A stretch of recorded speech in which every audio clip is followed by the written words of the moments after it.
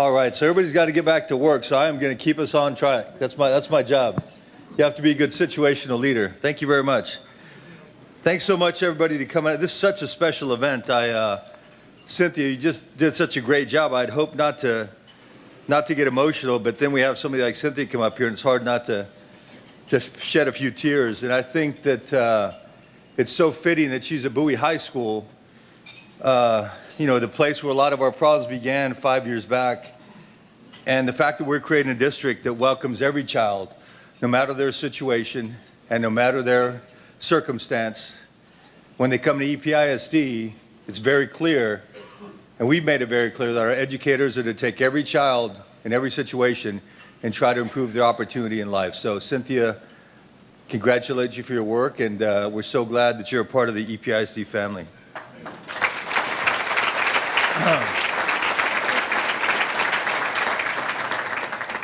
Thank you, Dory, for your kind words. It's really appreciated.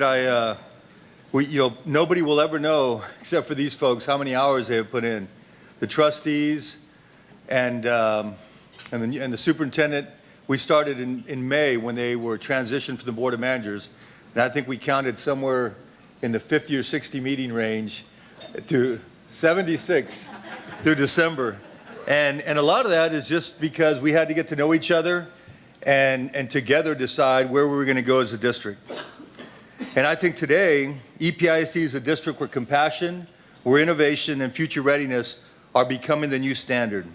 We expect all of our employees, everybody on EPISD's team, to serve children and families no matter the necessary effort. We'll do it as a team, but we're expecting to catch every child. I mention all the time in my meetings, I love Vince Lombardi, so I carry his quotes with me everywhere. One of my favorite quotes is that perfection is not attainable, but if we seek perfection along the way, we'll catch excellence. And my goal is that no child will drop out and that no child will lose an opportunity for being a part of the EPISD family. Unfortunately, we may not succeed in those goals, but I want folks to show up every day to try to shoot for that and to make sure that we can do that. From the beginning, when I arrived here, I believed that we had caring and compassionate people at EPISD. But unfortunately, I think we failed at leadership. And you can have great people, but if you have leaders that don't do the right thing, then I think it makes a difference. I read a great quote last week that said, the culture of an organization is shaped by the worst behavior a leader is willing to tolerate. Think about that, right? The worst behavior a leader is willing to tolerate. And I think that probably explains a lot of what happened. Well, we don't tolerate bad behavior, inappropriate behavior, unethical behavior anymore. We are here to serve families and kids. We're here to make this a great district and to serve the families of El Paso. We're investing in a lot of programs, but we believe our most important asset is our teachers. We spent the last 2.5 years working on a lot of infrastructure, a lot of systems, but we know at the end of the day, if we don't have a teacher connecting with children in the classroom, nothing else really matters. So you're going to see, we've done a lot of infrastructure work, but you're going to see a shift going forward in our investment in professional development and supporting teachers, especially when it comes to helping them create active learning environments, using more technology in the classroom. See, I think we're at a crossroads in America. This is not just an El Paso thing. We are trying to figure out what's going on with these kids that are coming to us as digital natives. How come these 2-year-olds know how to use the iPads better than we do, right? And what is their job going to look like? Well, if you know anything about economics, you know that we are now in a knowledge economy. We are no longer the manufacturing powerhouse that we were. So our kids need to be able to think differently. They need to be able to work collaboratively, problem solve. They need to have strong social and emotional skills to do that. And we believe at EPISD, if we're going to be a part of helping the economy grow, helping get the right type of employees, we need to be sure that our kids are doing some of that in school. So we're flipping this. Rather than a lecture format, we're going to help our teachers over the next 3 to 5 years begin to include the children in their learning, an active learning environment where a child learns how to think, learns how to not just memorize data, but to do something with data. Because all of you that are business owners and hire people, you know that's what you look for in the workplace. You don't want to know how well they memorized the Declaration of Independence, right? We don't care about that anymore. Yeah, although when I went to school, it seemed like that's what we cared about. But it's a different economy. Our time with you today is an opportunity to briefly share some of the strategies, plans, and actions that we hope will help us create a better school district.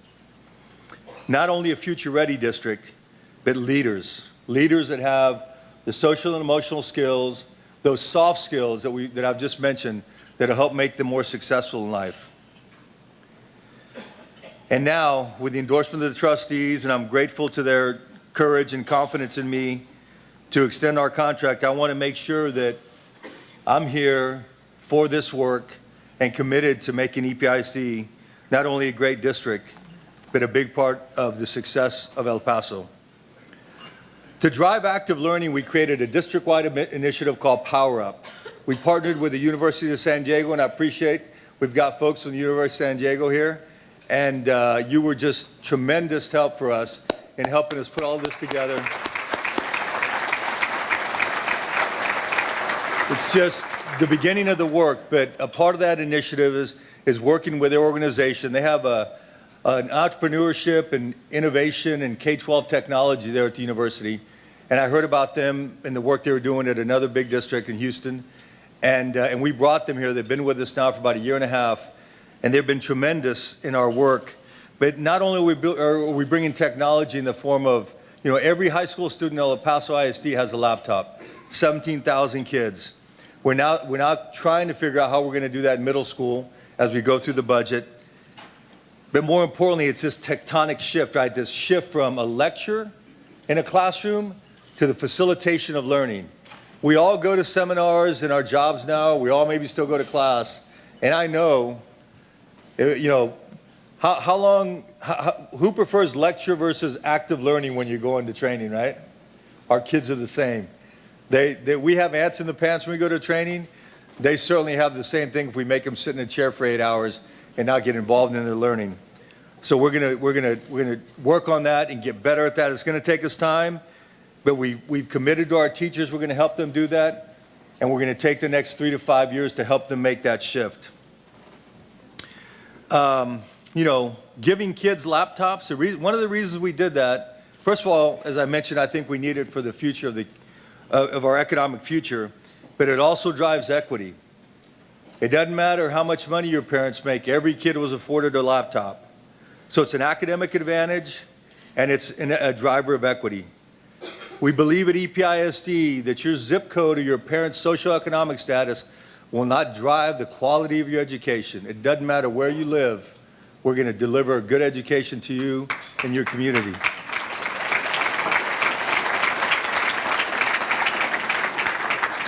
Let me give you another example of our drive for excellence. Coronado High School is one of our most successful high schools, has an IB program that's been around for 16 years. And I heard so many great things about it, and I said, well, where else do we have IB? Well, nowhere. We just always had it at Coronado. So I reached out to our Andrews principal and other principals and said, who would be interested in trying to do this in other parts of the city? And I'm so thankful to Andrews High School and their leadership. Beginning this fall, we're now going to have an IB program in the Northeast at Andrews High School, and we're going to have 3 more middle schools that are going to have IB. Lincoln, Richardson, and Moorhead will all be offering IB, and we're probably going to try to find another one of those in another part of the city. That's academic excellence, academic rigor, and we're doing it all across the city, not just on the west side.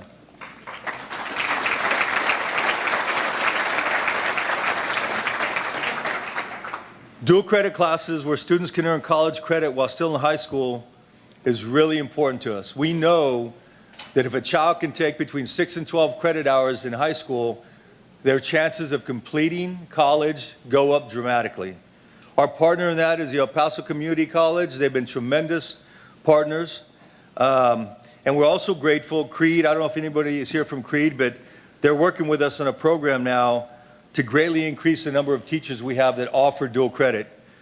So currently we have 70 teachers. I think it's probably the most in the city. We're doing really well in that area.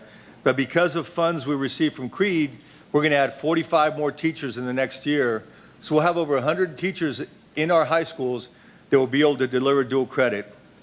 2013-14, we had our high school kids take 1,200 dual credit classes.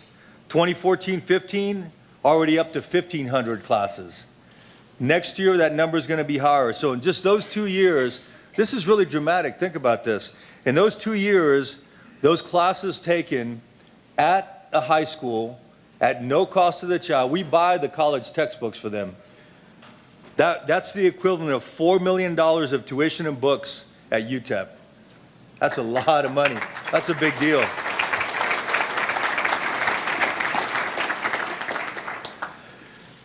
One of the most, Susie Bird was a incoming trustee and a community leader, and her and a few other folks in this room worked to really push dual language for us. I'm so proud of this initiative, especially if you look across the country and some of the political dialogue that's going on in our national election. I want to make sure that we are a leader in dual language, and that we make sure that we let people know that speaking two languages is not a negative, it's an asset, and it's something that can change and improve lives. And we are going to set the standard for dual language.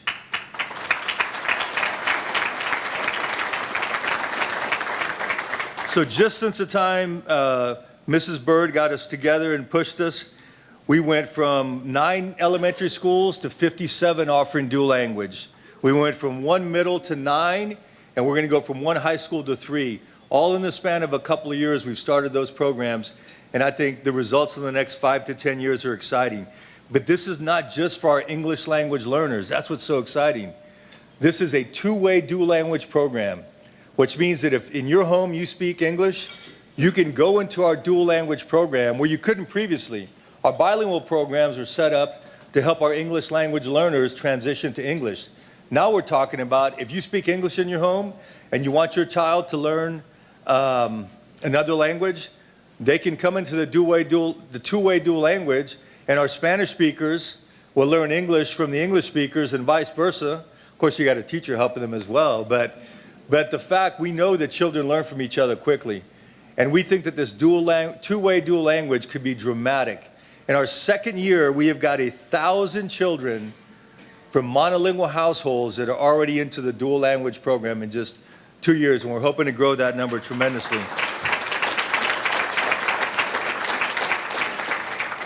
As President Fennebach mentioned, one of our big struggles is declining enrollment and having to decide how many buildings we need to build a great district.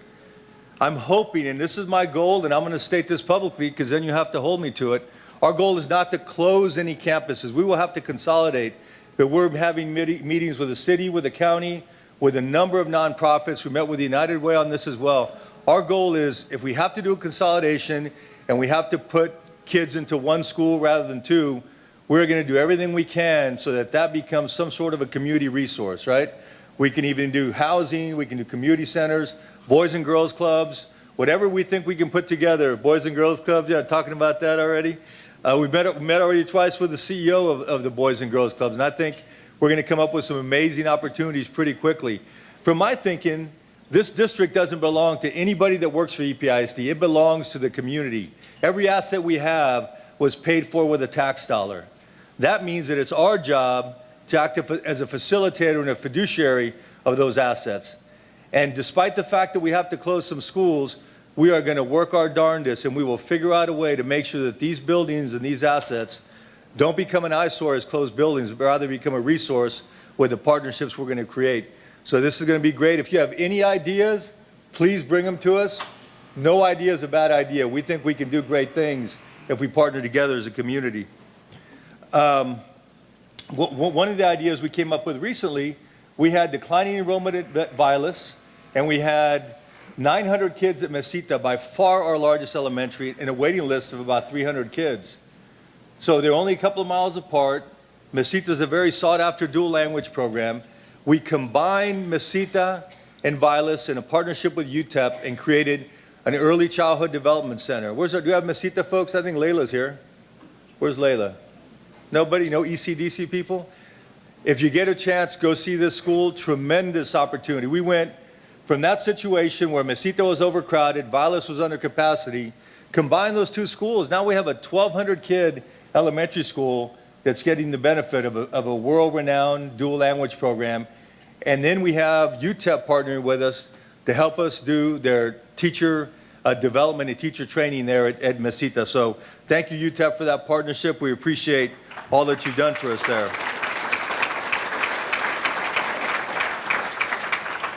One other very exciting initiative that goes back into our working with decline enrollment. We've partnered with the El Paso Federation of Teachers. Thanks to you, Ross Moore. Where you at, Ross?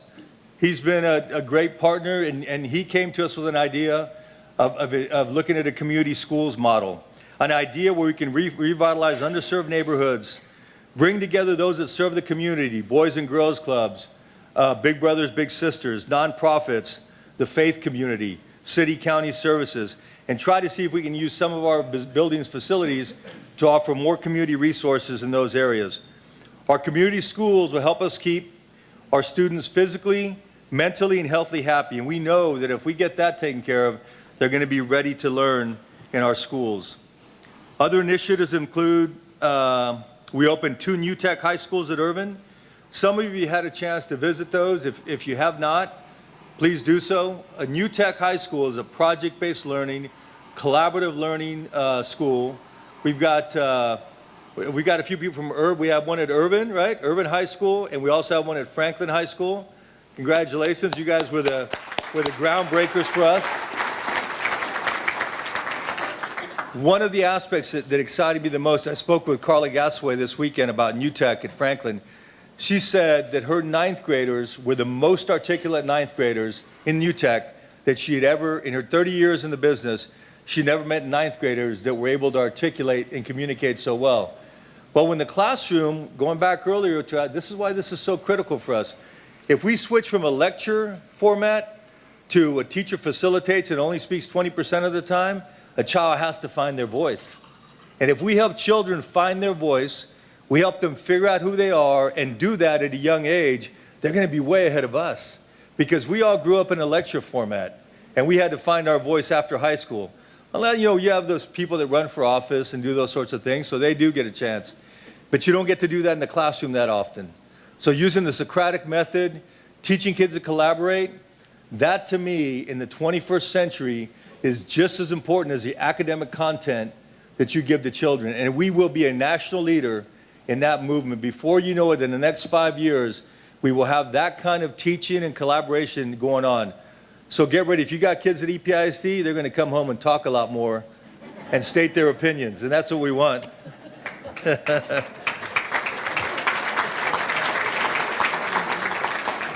But we're focused on equity. So we have Irvin and Franklin. Next year, we're opening a new tech at Austin and Bowie. We're adding Brown and Canyon middle schools as well. And then we've got a couple more schools we want to open in 2017. So you're going to see these all over the city. So thus far, we've talked about Power Up. We've talked about dual credit, dual language, community schools, and new tech. Let's talk a little bit more about what the future looks like. We started about 2 years ago having community meetings, and the question that we posed to folks was, what should an EPISD grad know and be able to do in 2020? What are the skills and characteristics you think that they need? And as we did that, we got a lot of really interesting answers, and we're going to talk about that in a moment. You'll see that it's not what you would have thought of. It's not about SAT scores and STAR scores. People are really looking for a more holistic education for their children. And honestly, employers, while they'd love to have you have a great degree from a higher ed institution, you need to be able to get along with people in the workplace and solve problems and be resourceful and creative. And if you can't do that in the workplace, nobody really cares where you went to college.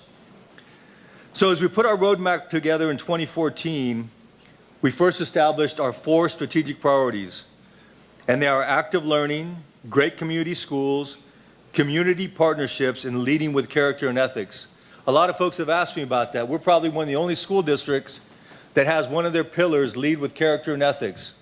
I think all of you know where we came from, and I made it clear from day one that that had to be a part and a fabric of all that we do in our business, and we talk about that a lot.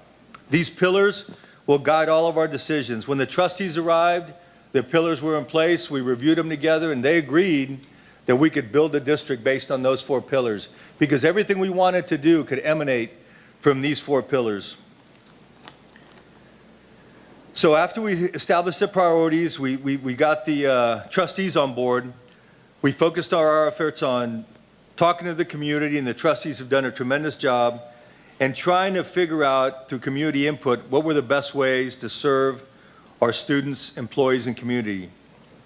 We knew it wasn't going to be easy, but as district leaders, our administration and the trustees, we have a commitment to the children of this city and to this community, and we all agree that everything has to be driven with character and ethics. And in doing that, we had to make a lot of difficult decisions and a lot of changes. It's very unusual for, I've only been here 2.5 years. We've replaced 60% of our principals. Virtually everybody that's a director and above is new to their role or new to the district. So that's an opportunity because we've got new folks learning a new culture and a different way of doing business, but it's also a challenge because we've got to work together as a team and build our organization out. But now we have a lot of opportunities in front of us. As we talk about EPISD 2020, and as we've gotten feedback from community members, we're now ready to begin to talk about what the next few years should look like. And in that process, in addition to making sure that we put our district together, I wanted EPISD to get in the news for different reasons.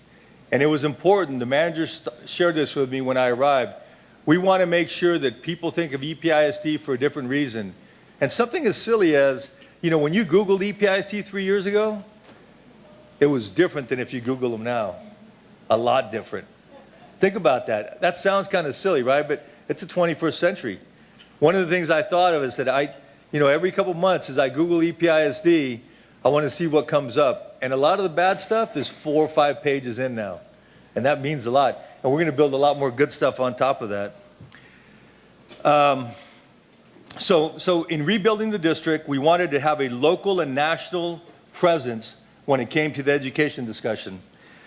And now, in just 2.5 years, and we've just got it started, I can't even tell, I'm so excited about the future. Not only do we have a seat at the local table, but as a member of the National Council of Great City Schools, the Texas Urban Council of Superintendents, and the Texas Association of Latino Superintendents, we're also helping shape education policy. Can you go back to that last slide? Let me tell you, it's so great. This is a good friend of mine. I only wanted to say something because as a parent of 2 teenagers and a 5th grader, the first thing my kids told me, they always bring some humility. They said, "You look like Forrest Gump." You were not really there, were you? And as soon as I looked at it, I said, "Damn, they're right. I do look like Forrest Gump."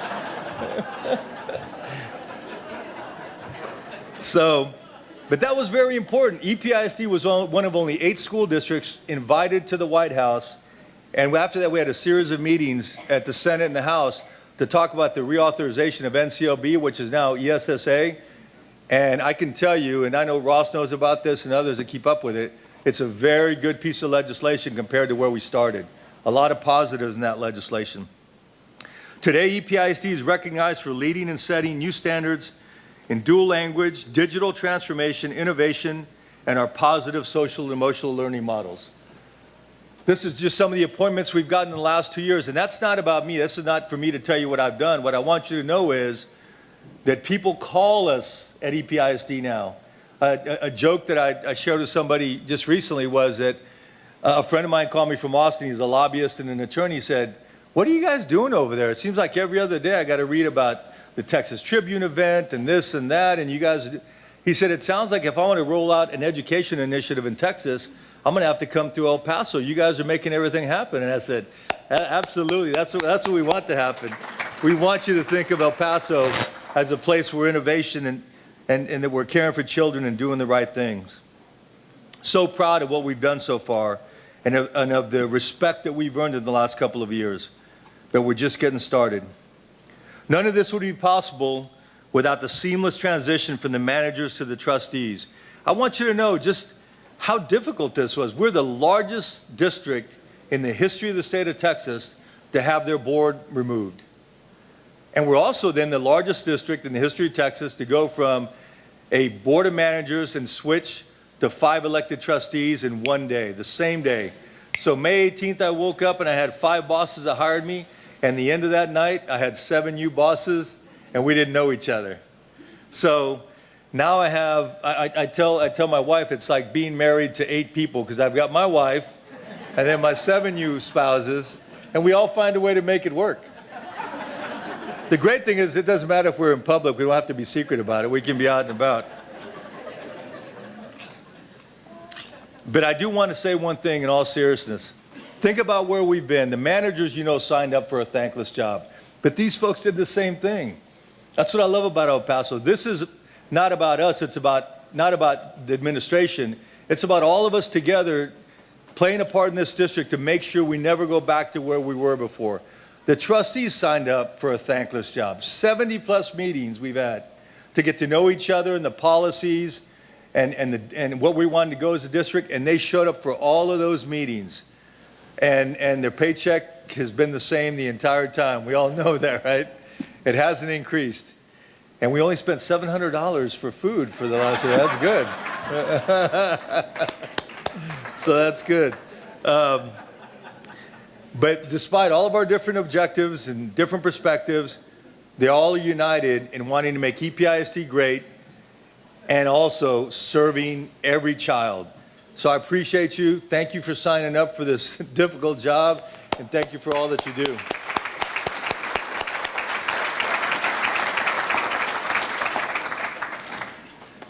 I'm going to run pretty quick through a couple of slides here because I want to get you all back to work, because we need you to keep working so you pay your taxes and send them back to the district. So thanks to the trustees and all that we've done, we're now beginning to really think about, how can we grow big, and how can we get our students better prepared for life and prepared for jobs that probably won't even exist. We've been working with the Board of Trustees to create a vision, mission, and goals, which were recently approved as we build on our strategic plan. I'm going to share with you some of the highlights of what we've talked about so far in the beginning of our plan. We're working with the trustees now, and we're going to prove it at our next board meeting, and it'll be a public document. Very excited to share that once it's complete. So 3 big focus areas: broader aims. This means that EPISD will go beyond just providing a diploma and move towards career readiness, character building, and social and emotional learning.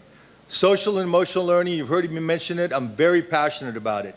I think that we, as adults and educators, not only have to worry about the academic growth of our child, but we need to make sure that the social and emotional growth of that child is also going well. We need to check in on them.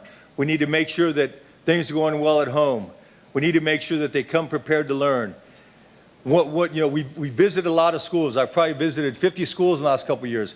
We recently visited a school in Houston, and they added 7 social and emotional characteristics: grit, perseverance, zest, positive attitude, to a report card. It doesn't count against their grades, but it makes the teachers think about looking for that in a child. And it's a conversation then that you can have with the parents. Not just the counselor's job to do that, like we grew up, but actually everybody in the school paying attention to what's going on with our kids. We know it's tougher to be a kid now. The internet, all that's going on, we got cyberbullying, we've got a lot of challenges for kids. We got to be cognizant of social emotional learning. We started focus on this last year. In 1 year, we reduced school suspensions by 20%, which means that we're paying attention to this more and hopefully going to make a difference for these kids. Second, we're going to promote engaging, challenging, and active learning. We're going to eliminate the test prep focus, which unfortunately was a lot of what we did, and create opportunities for meaningful learning. That means educating the whole child, social and emotional. Make sure that our kids get all the extracurricular opportunities they can. Fine arts, Mr. Phillips talked about, that's important for us. Want to make sure we do that. Third, we will be future focused. The vision is to become a premier district with world-class programs and modern facilities that serve students. With this roadmap in place, then we need to think about student learning goals. And what we want to talk about is not just what we think students should know, but we went out and talked to students and community members. What did they think graduates should know? So here's what we came up with, and we'll talk more about this in the coming months. Critical, knowledgeable, and creative thinkers, informed problem solvers, effective bilingual communicators, responsible leaders and productive citizens, and socially and emotionally intelligent individuals. That's exciting to me. I didn't tell you anything about a STAR score, right? That doesn't mean we don't care about that. Believe me, I know we're going to be judged by that. TA is not going to stop judging us on that. I promise you, we'll work our hardest to make sure that your kids do very well in that state exam. But I believe that if you take care of these goals, your child will be prepared for life.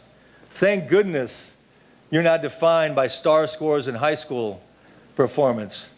My mother will tell you, who unfortunately had the misfortune of being a teacher in the same high school that I went to high school in, which meant that if I skipped school, they would tell her by 9 a.m. in the morning rather than later in the day. Thank goodness that what got me to where I am was not my academic career, honestly. It were these kinds of skills that I was able to get from my family and from the other people that supported and mentored me. And I think a lot of you would agree with that. We're taking a different approach at Episd. We know that if we get you prepared in these areas, in addition to the academic preparation, then it doesn't matter what you choose to do in life. You will be successful. In order to achieve our student learning goals, we're going to have 3 major focus areas. I'm sorry, I think I already covered that.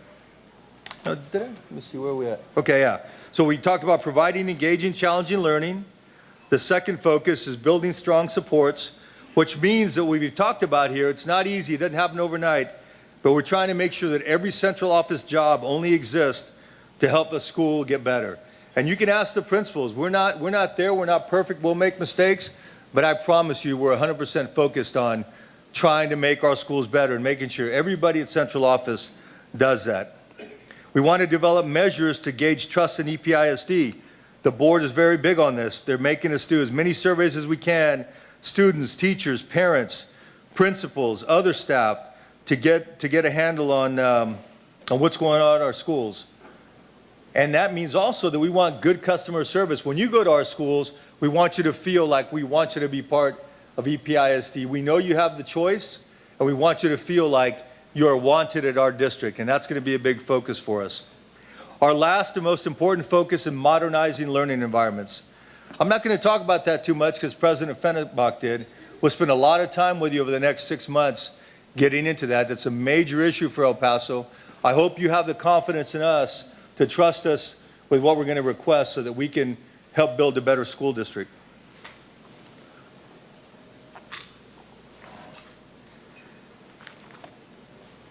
So Episd 2020 will be the guiding document for all the work done on behalf of the 60,000 students we call home. I'm so proud of all that we have accomplished in a very short time. And I want you to be proud. And part of the reason we're here is just for you to get a glimpse into our progress. But I want you to know that this district is headed in the right direction. And I'm so proud of, when I look across the room, 2.5 years ago, I didn't know anybody in this room. And now I can count many of you as friends and colleagues and people that are supporters of the district. If we continue to work together and stay involved in the district, we've got a lot of committees. We've got district innovation. We've got our facilities committees putting together a lot. And we have had just a plethora of volunteers in this room and outside this room. And if we continue to stay involved in the district, we'll never go back to where we were. We've all heard the saying, no hay mal que por bien no venga, right? There's a silver lining. I hate that Episd had to go through what they went through, but I can tell you, there truly is a silver lining. We are poised for greatness. We are poised for success. Episd has tremendous graduates and tremendous success. We've got a bunch in the room. But what Episd is about to embark on with the foundation we built, with our new trustees, we've never been there before. It's going to be special. And for all that we suffered through, we'll look back and I think it'll be all worth it.